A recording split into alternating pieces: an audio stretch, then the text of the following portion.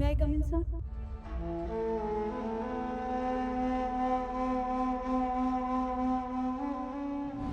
बेटे महीने के कितना कमा लेता है तू? अंकल मैं महीने के 15,000 रुपये कमाता हूँ। 10-15 हजार? 10-15 में क्या होगा? मेरी बेटी के तो बड़े बड़े शौक हैं, एक एक सूट वो 15 हजार की पहनती है। अंकल मैं मानता हूँ मैं आज ज़्यादा पैसे नहीं कमाता, पर मैं मेहनत कर रहा हूँ। मैं ओवर टाइम कर लूँगा, मैं आपकी बेटी को खुश रखूँगा। वो टाइम वो टाइम कितना कमा लेगा? 500 कमा लेगा, 1000 कमा लेगा, 2000 कमा लेगा। इससे क्या मेरी बेटी का गुजारा हो जाएगा? अंकल मैं मानता हूँ मैं आज कम पैसे कमाता हूँ, पर आप चिंता मत करिए, मैं आपकी बेटी को बहुत खुश रखूँगा। और रिद्धि भी मुझसे बहुत प्यार करती है। रिद्धि बताओ ना। हाँ पापा, मैं कृष्ण से बहुत प्यार करती हूँ और मुझे इसी से शादी करनी है। बेटी प्यार व्यार कुछ नहीं होता। मैं तेरा बाप हूँ, जो भी करूँगा अच्छा करूँगा तेरे लिए। प्यार व्यार कुछ नहीं होता। रिद्धि तुम मुझे एक बात बताओ, क्या तुमने इस सब के लिए मुझे यहाँ पर बुलाया था? तुमने तो कहा था कि घर पे आ जाना, सब सही हो जाएगा। ये सही होगा? मैंने बुलाया था ताकि तेरी औकात दिखा सकूं। अब निकल यहाँ से।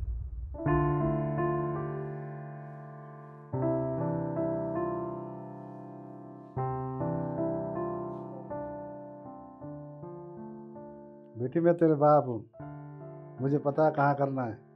ये प्यार व्यार के चक्कर सब छोड़, जहाँ बढ़िया लड़का मिलेगा मैं खुद करूँगा। सॉरी वो, शायद मैं गलत जगह आ गई। सुनिए, आप यहाँ पर इंटरव्यू देने आए हो ना? आइए, आप सभी लोग इंटरव्यू देने आए हैं, तो आप भी इंटरव्यू दे सकते हैं।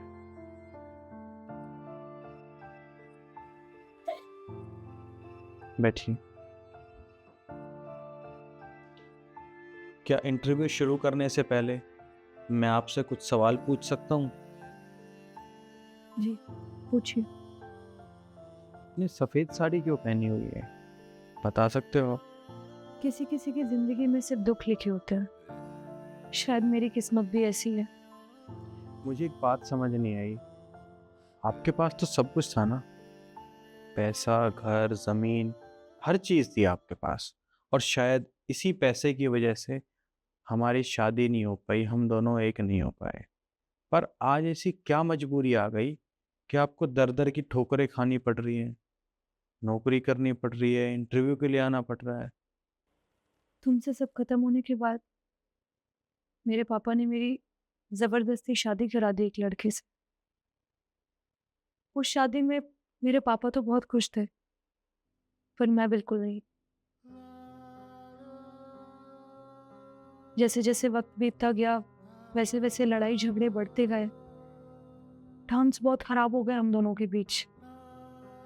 एक साथ तो रह ही नहीं सकते थे हम। पर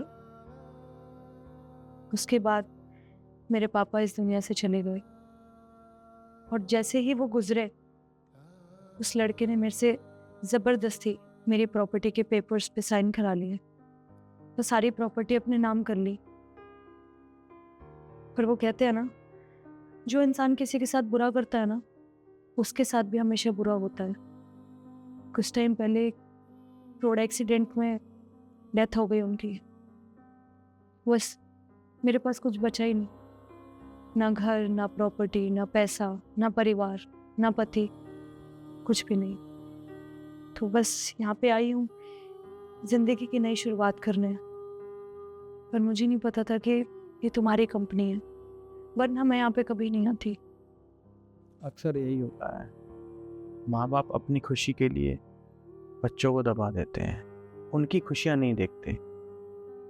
माँ बाप अपनी मर्जी से बच्चों की शादी तो करा देते हैं, पर कभी वो ये नहीं पूछते कि बेटा तुझे क्या पसंद है, या अपनी बेटी से कभी ये नहीं पूछते बेटी तुझे कोई लड़का पसंद है तो हमें बता। उन्हें बस अपनी इज्जत की पड़ी रहती है। माँ बाप को तो खुशी मिल जाती है, पर बच्चों का क्या? बच्चों की ज़िंदगी खराब हो जाती है।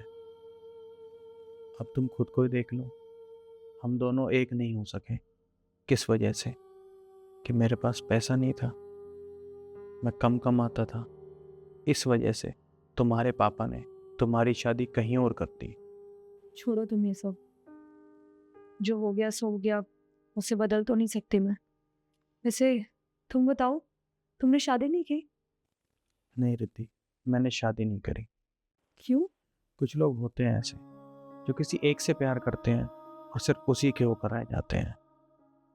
मैं भी बिल्कुल वैसा ही हूँ। मैंने सिर्फ तुमसे प्यार किया था और मैं तुम्हारा होकर रह गया। तुम यूं मान लो कि मुझे तुमसे बेहतर नहीं मिली। तुम्हारे अलावा मैंने किसी के बारे में सोचा नहीं, इसलिए मैंने कभी शादी नहीं करी।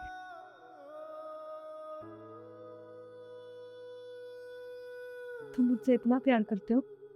हाँ रिद्धि, मैं तुमसे बहुत प्यार करता हूँ। और हाँ, अगर तुम चाहो तो हम फिर से एक नई जिंदगी शुरू कर सकते हैं। पर कृष्ण, ये सब कैसे पॉसिबल है? तुम्हारे घर वाले क्या कहेंगे, ये समाज क्या कहेगा? मैं तो विधवा हूँ, मुझे तो कोई एक्सेप्ट भी नहीं करेगा। रिद्धि, मुझे इस बात से कोई फर्क नहीं पड़ता कि समाज क्या कहेगा और मेरा परिवार क्या कहेगा। इसी समाज और परिवार के चलते मैंने तुम्हें एक बार खो दिया। इस बार मैं ऐसा नहीं होने दूंगा। भगवान ने फिर से हमें मिलाया है और मैं चाहता हूँ कि हम फिर से साथ रहें और फिर से एक नई जिंदगी शुरू करें। बस तुम्हारे ऊपर है। ठीक है। क्या तुम सच में तैयार हो?